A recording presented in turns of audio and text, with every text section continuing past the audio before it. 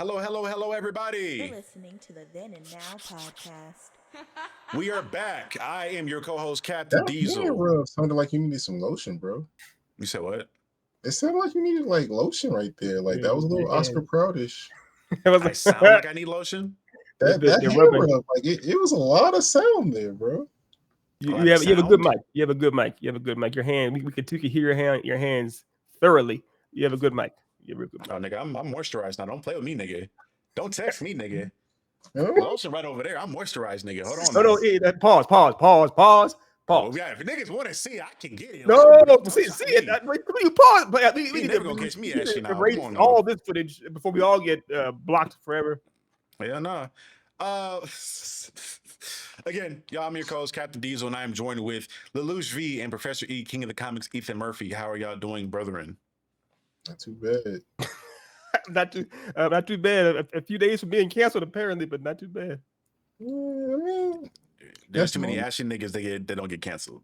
Is that the best way to? Yeah, there's too many Derek ashy niggas on the Jackson internet. still making content. Just throwing it out there. Who? Derek Jackson. Oh yeah, that's an ashy nigga right there, boy. Is he known for his ash? Is that what he's like? Famous Something for like ash? that. Something like that. What's the other nigga's name? Jason Whitlock. That's another ashy You got- nigga giving people the something's two-step. wrong. If you are literally famous for being ashy, that's like, oh, that's up there. It's like bad breath, small hoo hoo, and like a Small and who being was ashy. crazy. I'm trying to- This I'm trying to is the listen. generational divide here because he thinks we're talking about ashy as in like not lotion, Yeah. Right. but we're talking about The ashy as ashy in like behavior. yeah. Oh, okay. Yeah. I was. All right. I never even thought about it. Clocked Yeah, it you up. think about that one nigga off of Pootie Tang. Yeah, that's but that's generational too. You know that movie. You know that movie. That's which is old. So yeah. Y'all, we are here to discuss something that's kind of up my alley, honestly. We're here to discuss horror icons and the idea of who the new ones are, and maybe, discuss some of what made the old ones the old ones. Again, Ethan, another topic that you proposed for this, so I'll let you kind of like kick it off. Sorry, I tried to go. I tried to commandeer the show, but yeah, it was just because we were talking about though, Charlie. We're talking about as far as all the horror movies that are coming out and how it's like a new age of horror. Everything from like Talk to Me that those twin brothers are doing. The Flipper brothers, to things like newer things, of course, like Weapons, or even of course Terrifier. The movies are Terrifier. That character Art the Clown. Pretty much everybody knows him. He's been in 3 movies, right? There's all kinds of merch. There's lots of merch for that dude. You said that he did something recently with the WWE, right? Yeah, so for people that are big fans of the WWE, y'all know that like Rhea Ripley is a big fan. Well, she's goth as well. That's goth mommy right there. Yeah. But she's a big fan of the Terrifier films and Art the Clown. Like I'm pretty sure she'll end up being in the next one because she's kind of campaigning kind of hard for that. But recently there was like this concert or event that was going on with one of her favorite bands, and they brought out Art the Clown during a performance and had her do some kind of thing where he pretended to murder her on stage. And it was like this cool thing that I liked. I thought it was dope. I honestly wish that we get more crossover like this, because I feel like the WWE has been really good in the past about collaborating with not just like horror in general, but just like the movie industry and shows and just pop culture. That's part of the reason how they stay really relevant, because they're always bringing people from pop culture into the show and into the culture of the WWE. But yeah, Art the Clown is somebody who's, if I had to argue on like who's Mr. Icon now, I'm thinking about people of old like Freddy and whatnot. Is probably Art right now. I can't think of too many other people. I agree. He's very much been inducted into that whole like Chucky, Mike Myers. Like he's iconic enough that even if you've never seen a Terrifying movie, they someone shows you that dude. You're like, oh, that's Art the Clown. You know who he is, and you know he's you know a little about him as far as him being overly sadistic with his like basically doing full blown Mortal Kombat fatalities to people in a movie. Like it's if you've permeated the mainstream enough for people to know that ubiquitously, you've won. So my question to y'all, I guess, in regards to this topic, is what do you think, like, what makes people attached to a horror icon? Because obviously, it's not necessarily like how scary the movie is. Because obviously, I think someone like a Art the Clown, the Terrifier movies aren't really like super scary. They're just known for being extremely gory and kind of fun. Or looking at the people of old, like with Freddy Krueger, I think Some people were scared of the movies. I went back and rewatched them myself, and I don't think I ever found any of the OG ones really scary per se, but they were fun as hell to me. And he was like I see everywhere Otis. during the '80s. He was everywhere in the '80s, and as well as someone like Jason Voorhees, which you could argue his movies are a little bit more scary, but those two were like horror icons that were everywhere. Yeah. I mean, yeah. Obviously, Otis, I have it. To regular people that aren't insane like Otis, because we know this nigga's standard of things, or when it comes to horror, especially, or he's moving on from There's only one that scares him. There's only one that scares Otis. But the thing is you go back and watch our backlog to get the one thing that scares actually Otis. But for me, I told y'all, I confessed to y'all that I watched Freddy when I was 5 years old, way too young, and it completely broke my world. It broke my world. It was the first one too. So what's Otis? I said I watched The Exorcist when I was 5 years old. What's your point? That's why you're like this. That's what it messed him up. Yeah. I mean, yeah. Oh, but again, if you watch Exorcist now, it's like, oh, this is pretty good, I guess. But we've seen so many possession movies. We've seen all these. Even still, bro, The Exorcist is still creepy, bro. I ain't gonna hold you. No, it's obviously it's taken seriously. Like Freddy is meant to be a slasher movie, and they're basically, in a way, no offense at all, but slashers were meant to be more B movies in of themselves. I don't know about that one. No, I mean literally in the literal sense. Like they were actually, as far as you go to the theater, you go there for these type of things. As far as they're 90 minutes or less, they have boobs and they have a whole bunch of sex. It's kind of the definition of what it wasn't meant to be a movie or whatnot. Yeah, I mean, horror icons, I think it's all about the aura. It's about how people like receive the character. Like, Ghostface was never even remotely scary. Like, nothing about anything that he, like, I guess the scenario, if you're in that in real life, of course, is scary. Someone's in your house asking your favorite movie, blah blah blah. But like in film, he was never like menacing, right? It's all about like how people receive the character. And honestly, I think that you have more ability to be an icon if you're not too scary. Because if people are too afraid to see what you look like or how you are, like prime example, like Sinister, right? Still one of my favorite movies of all time. I love it. Like, Bagul isn't like remembered. Barely see him. Matter of fact, you see him, I think it's like less than 5 minutes, and he never talks. I think part of this too is part of. So I'm doing a video now that for the main channel where I'm looking at horror through like generations and the connection between horror movies during like certain decades and the trends that were going on there, and then what society was actually afraid of. Because when you look at horror movies, like each decade, they will show you what people were afraid of in modern day at that point in time. Obviously, with slashers in the 70s, that's when you get a lot of the serial killers like the Zodiac Killer and different people like that popping up. So like the whole country was afraid of the concept of a serial killer and a slasher. So you saw, starting with Halloween, I think, well, even before Halloween, you got stuff like Black Christmas, where he was, the serial killer was killing like sorority girls and things like that. These were reflecting what was going on at that point in time. You get into the 2000s, obviously you're getting into a lot more of the torture stuff, and you're getting into the stuff with Scream and whatnot. And then now it's a lot more, I think like the 2010s on is a lot more possession stuff, and we're getting into like a combination of a lot of that stuff now. But usually I think we have the hindsight of one consuming so much horror content. Because I think, again, at the time it came out, because I was going back and watching like documentaries on Halloween and seeing people like at opening night when it came out talk about this movie and how it disturbed so many people, and like why certain kills and certain things they didn't even want to put in the movie because it was so disturbing to them at that point in time. I think we got desensitized to a lot of this stuff over time. But it's interesting to see what terrifies people. And to your point, I think somebody like a Michael Myers caught on, because we talked about Bagul, and Michael Myers for the most part is very similar in fashion to, he doesn't speak.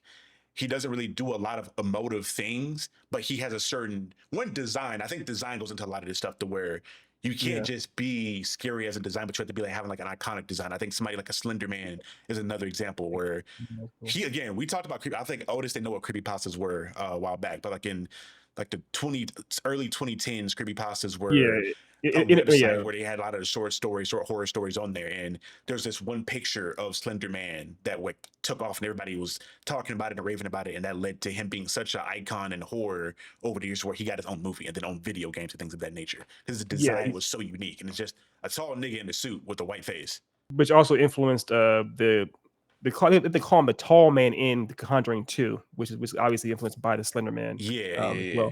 But the idea is with you're 100% right with those things as far as as far as aura farming. I've literally seen people do all kinds of those like iconic or shirts or merch that has all kinds of iconic horror villains or whatnot, and I've seen Darth Vader on them several times. I know he's definitely not considered a quote unquote horror icon, but he does generate all kinds of fear, and he is his aura farmer. He's the original aura farmer. Let's be honest. So I mean, I've seen several kids who react to the Star Wars movies and for the first time seeing Vader, they actually are scared. I've seen kids react to the whole scene in Rogue One scared. So it's actually, it works too. It's very much, what does his character project? You mentioned, of course, with Michael Myers, and he's in the script he's called the Shape. The idea is he's meant to just literally embody darkness as an actual being, essentially, similar to Bagul. So it is a way, if you can find a way to project, again, aura farm, that's clearly what makes it work. Like Chucky is nowhere near scary. Ghostface is literally a joke, but they are both like icons. I think that a Michael thing too, a thing that makes him stand out that I didn't even think of initially was the idea that he doesn't speak or really emote emotions, but he shows emotion in his kills. Like he'll do like subtle gestures, or because he's a child, he'll do like childlike stuff before he kills people, like scaring them under sheets and things like that. Yeah. So again, some of this stuff I think is like subconscious stuff that people pick up on. I don't think they, if you point it out to somebody, they'll be like, oh yeah, I do notice that. But initially you're not thinking about it too much. It's just something you pick up on and you just like, for the most part. Well, I mean, going back to two things. Obviously, the most famous kill probably in all Halloween is the one Mike Myers holds a person up, like stabs him, and as he's holding them, he turns his head to the side. So much so that the Undertaker, who's based directly off of Mike Myers, does similar things back in the day. The Taker. Also, he'd do the whole he sit up. What they call the sit up, right? It's aura farming. So it's 100%. It's about if you could actually project that kind of, and that's the thing about it too. You can't predict, or you can't like try to really craft it. It's either there or it's not. So it's hard for the icons to kind of come about. Now, a question that I do have for you guys: do you actually have to be on film to be a horror icon? Like, is Rob Zombie a horror icon? Is Jordan Peele a horror icon? Even though they've never actually been on film in horror things. For sure. Hell, even people that's named that aren't directors, somebody like Tom Savini is probably like the Mr. Horror icon himself. He's developed so many designs for monsters and kills and demons that, again, if you're tapped into horror, you probably know his name, or bare minimum, you probably heard his name around before because he's been on everything. Now, even in the WWE, the Bray Wyatt, the Fiend mask he had on, Tom Savini designed that for him specifically. He went to him because of his work he's had in the past. You can be that. I think so. It depends on 100%. How much you contribute. Well, I mean, also, like, let's be honest, too, like George A. Romero, his name is associated with zombies, obviously. You have Clive Owen, not Clive Owen, sorry, Clive Baker, and you have not Clive Baker. I'm moving. It was Wes Craven, and then Clive. Is it Clive Baker, the guy that did Pinhead or whatever? Yeah, I can look it up while you say that. But the name, but again, the names are somewhat. So what now? Like Stephen King. Yeah. So of course, these are these. I mean, most people don't even know what these people look like at all, but they know their names just have so much aura. You put their names with a movie or a book or whatever it is, or a series. Like for example, they said Jordan Peele was involved with that Twilight series. I don't think he directed any of the episodes. I'm sure what he actually did, but they associated with them just to give it some aura. So it is what it is. I get it. Yeah, Clive Barker did work on Hellraiser. Yeah. And then also, we just recently, my buddy and Jeremy and I, there's a big, huge Rick Baker presentation essentially. But for those who don't know, he was a makeup artist, like an icon in makeup horror. As far as like he did like American Wolf in London, he did all kinds of big things as far as doing practical effects. Back in the day, he was the mentor to the guy who did The Thing.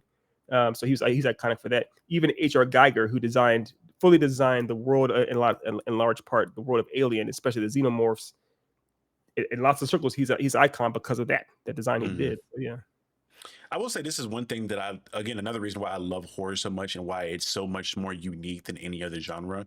Because I don't think we've ever not had an icon in horror. Like since cinema's been a thing and horror has been on cinema, there's always been some sort of horror icon, whether that be the OG Invisible Man, Nosferatu, the Mummy, whatever it may be, going into the 70s with the people we talked about now. There's always been one person or a collective of people that have just stuck with pop culture and people, where they've either had, if you're black like us, you listen to rap, you've been rapped about, you've been included in songs, you've been in music videos, you've been in whatever else. Like they're always ingratiated everywhere. I don't, maybe in action probably is the closest other thing where you'll see like certain action stars or certain characters be put around and stuff. Like I think John Wick, I think, is pretty much one of the bigger ones that I can remember up there. But even with that, I don't think there's, I mean, the entire action icons. Yeah, I don't think there's as many like now. I think John Wick's the more recent one probably, but outside of him, I can't think of too many other ones that are like that iconic. Not in recent years. I mean, there's still Michael J. White's, he's getting older, but he's still out there. Scott Adkins is still out there, but he's now the only action movies that really do numbers consistently are the superhero movies, and they're iconic within themselves to a degree, depending on who you're talking about. But it's almost a different genre. And then of course you have the fast movies, but that's not really parts.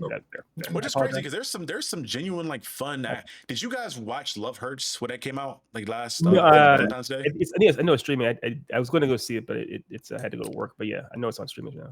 When I first saw the trailer when it came out, I was like, this is not going to be it for me.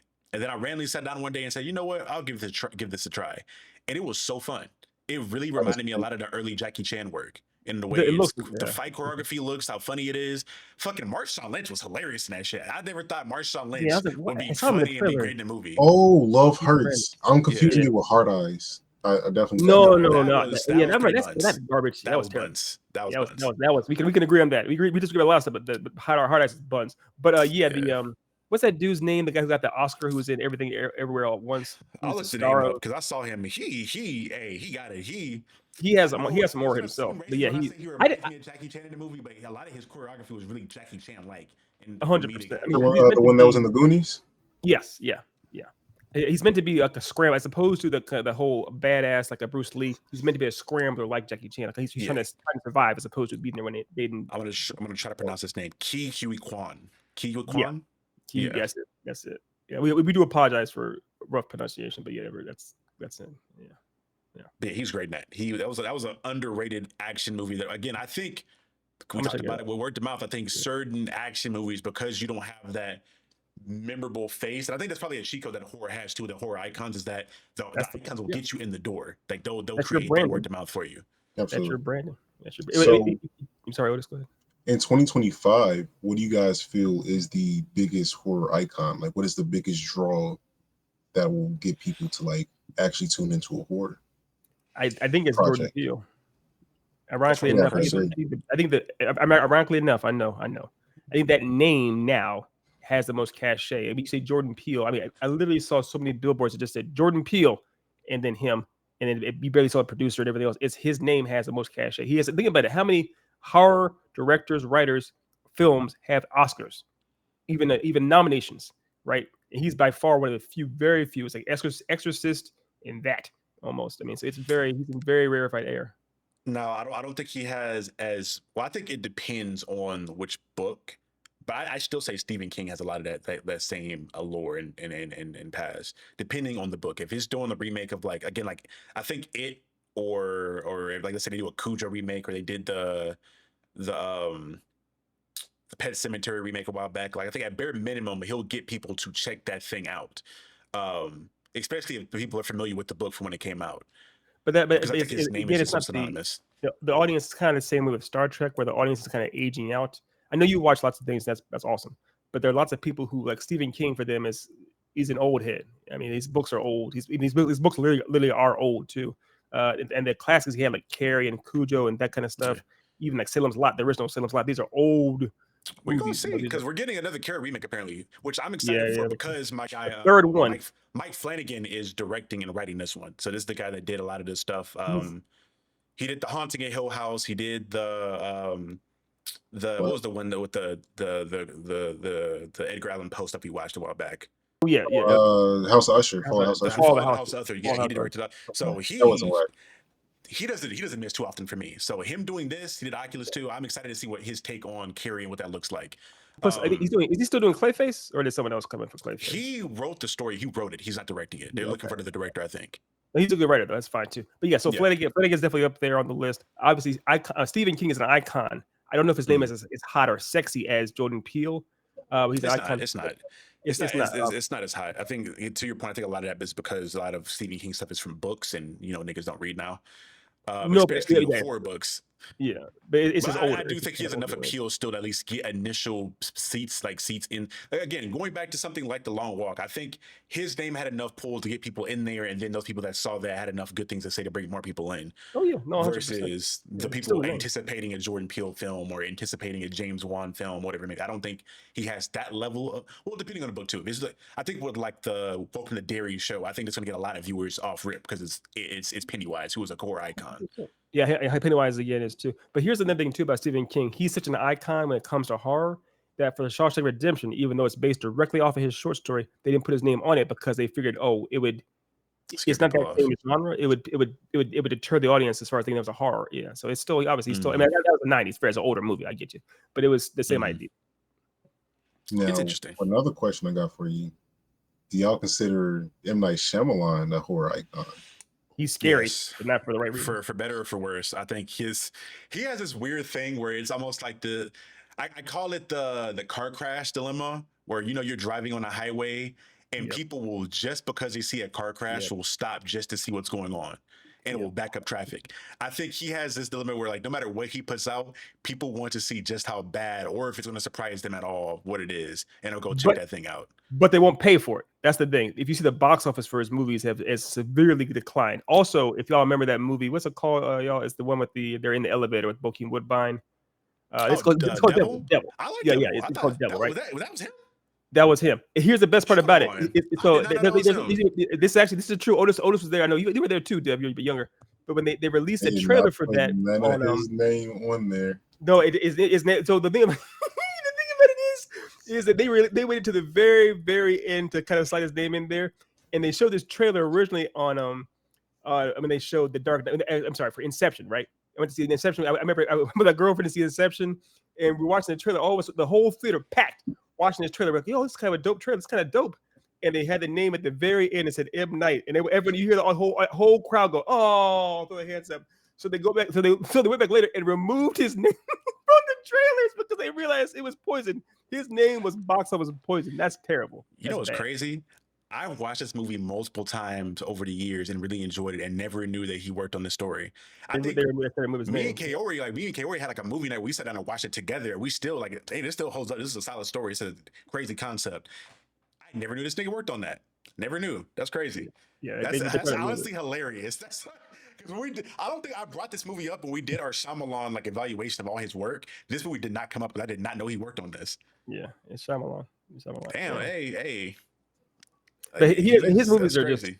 I mean, it's everyone knows the whole idea of him being the eager to be so making so these twists and everything else. His name's been kind of, and I personally will never pay for an M. Night movie in theater ever again after The Last Airbender. Yep, I would never. He fucked himself up for that because I watched not Parent Trap. I think it was just called Trap, right? The one with it was Josh Hartnett. Yeah, I wasn't. As soon as I saw his name on it, I was. Whoop. He is tanking his daughters in this shit too. I actually felt bad for her. I was like, oh, you're in this movie for a lot of it too. You are. I don't even think she's a horrible actor. I think that script, that screenplay she got was doo-doo water.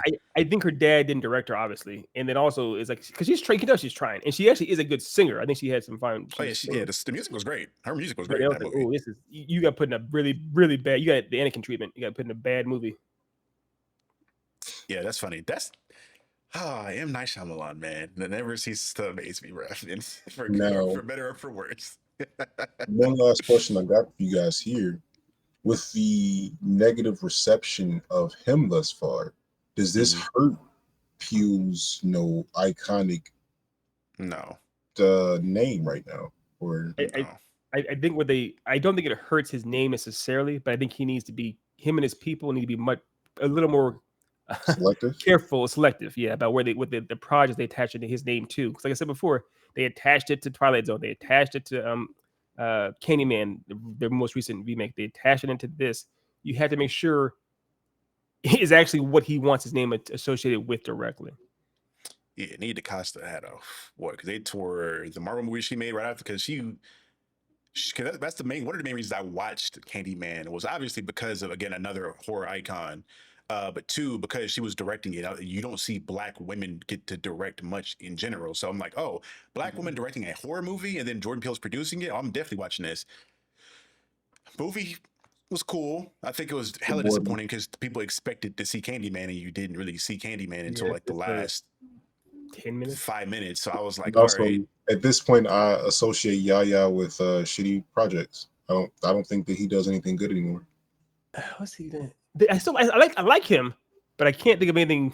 We're about to see Wonder Man. We'll see. He's about to be in Wonder Man really soon. The last good thing he was in was Watchmen, and he was a shitty. I like Dr. Man. Spoiler, Dr. Manhattan.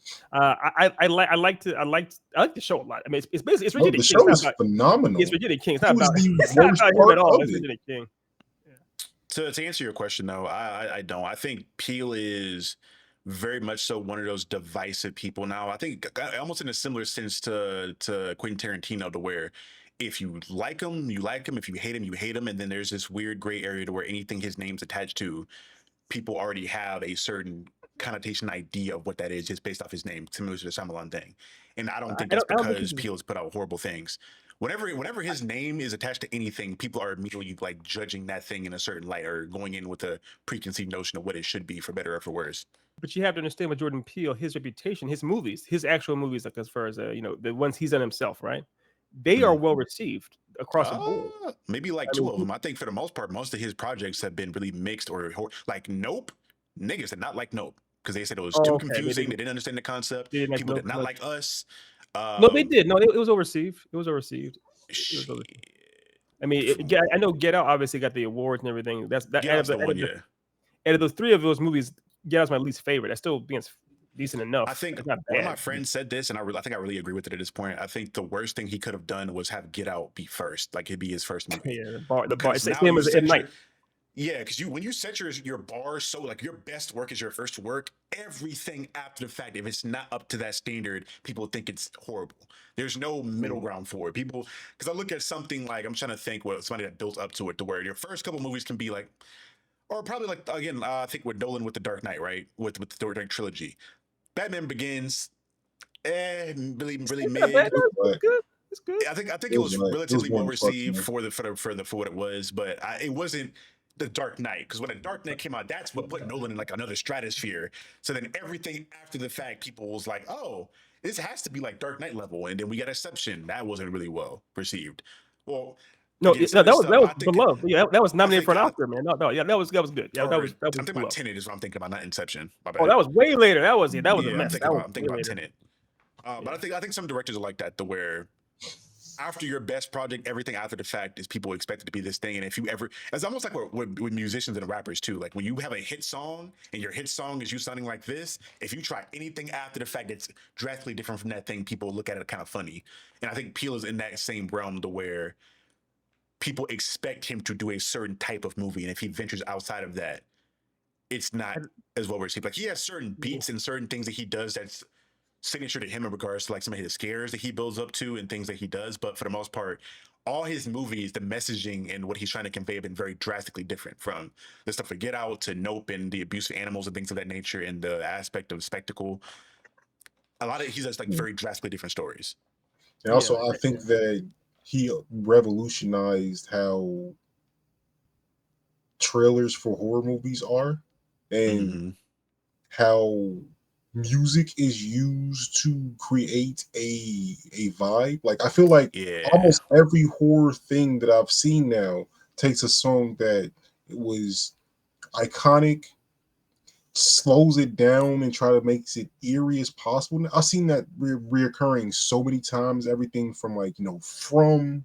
I've seen it with the Strangers movie. They're using a whole J. Cole. Well, I don't know what the original sample was, but Black Phone, one of the Black Phone trailers. Yeah, it's definitely a vibe. It's a vibe that but also I think what it also did too is it in a way that M. Night tried to do. M. Night did do with the Sixth Sense back in the day. It adds he added prestige to horror in a sense, as opposed to just being, something. Because again, you got to remember when Get Out came out, the biggest horror thing at that time essentially was like the Saw films. There were it was like 8 or 9 of them out, and people were kind of annually watching those movies. So that was kind of the biggest in a lot of ways. That was the biggest thing. I feel like we had gotten Hereditary by that point. Like I think that's when Ari Aster was really taking off at that point. No, I think Hereditary was after Get Out. I can look it up in a second. Yeah.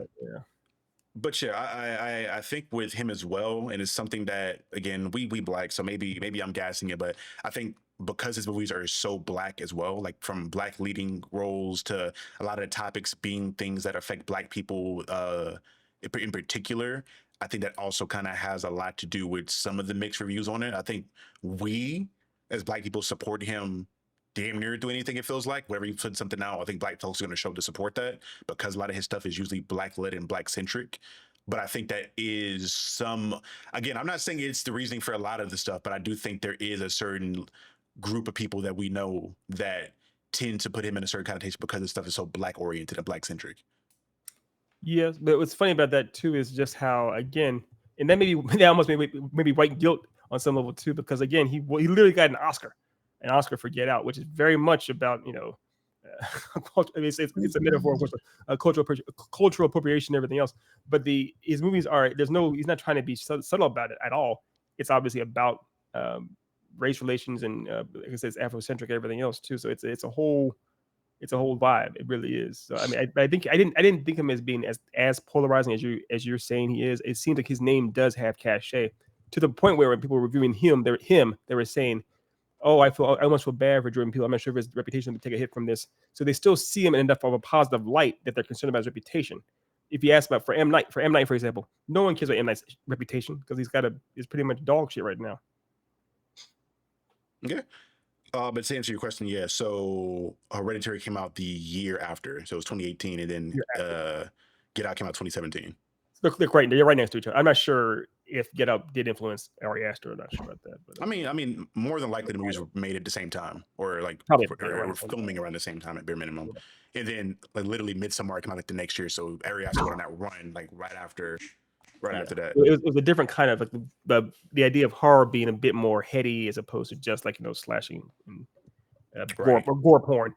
Well, Mike Flanagan, make sure Mike Flanagan too. I know Oculus came out like hella early on. I'm pretty sure, but that wasn't nearly as big as yeah. And that's another thing too to kind of discuss, especially in our concept of horror icons, is like the people that these movies are usually made for in regards to like horror fans. I think that a lot of these movies, especially the more smaller indie movies, like something like the Late Night with the Devil was like another movie that was amazing, but it's something that I feel like only horror fans for the most part loved or watched a lot of because it was in theaters, and then after the fact it was on Shudder, which was like a horror platform. So I know anybody I know that has watched it loved it. Even when the trailers came, I think Kaori was the trailer for it. But I don't know too many people, casual fans that watched that thing. Well, that one, ironically enough, that one had good word of mouth as well because it had like a 90% Rotten Tomatoes. So that one had a lot of eyes on it. It didn't have any big names at all in it, but it had a good word of mouth and it actually made its money back and then some. It actually did well in the theater. So, but I know we're running long here, but yeah, I mean, I think is there any closing thoughts y'all have on the topic? Who is the most iconic person to you? Like, who is your favorite horror icon? I think it'll forever and always be Freddy Krueger. I think he's just been around too long. It's between the Trinity. It's between him, Michael Myers, or Jason Voorhees. We see them in every like you've seen all the skits where niggas will like put them in chains and shit and do like little dances with them, or we've seen them in literally in any and every genre possible. They showed up in everything. And Freddy especially is just. I would love to have been around and be an adult in the 80s and see like him on every late night show and the way he was just everywhere. Freddy Krueger was everywhere. I think he still is such a I think he's reached Superman territory to where people at bare minimum understand who he is and how his powers work. Also, some people understand his backstory. I mean, so of course, I mean, we didn't mention we'd be remiss if we didn't at least mention Freddy versus Jason, which is like a prize fight. It was before there was Batman v Superman, there was Freddy versus Jason. Curly rolling. And people were like, oh my gosh, you guys see this in theater. It was people were having fun with it. I am always going to be adverse to Freddy. I forced myself to watch I didn't watch 4 of them because I was so up until I was in my 20s, I was afraid of Freddy because of that horrible experience I had as a 5-year-old. But yeah, I think he's obviously iconic. It's almost the I think before we talked about this one time, Otis, the Mount Rushmore of horror icons. Of course, it's Freddy and Jason and Mike Myers, and I think I think Chucky's on there. It's officially the first. Yeah, Chucky as well. A lot of it has to do with what's Buddy's name? I'm blanking on the voice actor's name. The guy, the LGBT, that actor. His daughter is amazing too. His daughter, again, if you guys have seen the Chucky show that they did, it was essentially as a continuation where like his daughter was playing a character where her dad was possessing her, so she was essentially acting like her father as her being possessed, and it was she did an amazing job. Yeah, I'll never watch it. What do you say, Otis? So I'll never watch it. Oh, okay. Yeah. For me, who's it for you? I'm gonna go Ghostface. I'm a big fan of Scream. I love the meta commentary within it. Like, I love breaking down the rules. The whole what's your favorite scary movie? Like, it was a big thing for me. It really pushed me to being enjoying slashers, and it drove me to go back and watch a lot of like the older slasher movies. And take Scream 1, and that just kind of like catapulted to a different levels for me too. Like y'all know that I'm super against costumes and cosplaying. I've gone out like with a Ghostface mask, like and I'll probably do it again. That's wild. So yeah. For those who don't know, his girlfriend is a resident cosplayer. I started her cosplaying. I engineered that. But it's just weird. It's weird that Otis himself is out. I know who you are, freaky ass Nick. I know you. I know who you are. Pause. Let's call this episode pause. Let's call it pause. No, not that. I know who you are, buddy. We're gonna end the episode. We're gonna end the episode on that. That is scary. That's horrifying. Man. But yeah. Again, anything else you guys want to get off the chest before we close out here? I'm happy. Well, not anymore, but whatever.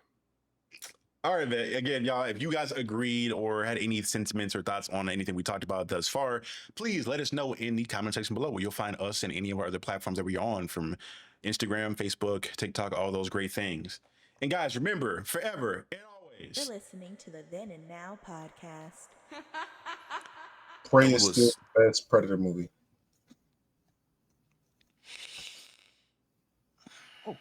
He's doing Resident Evil. Zach Krieger, yeah. He's doing Resident Evil, yeah.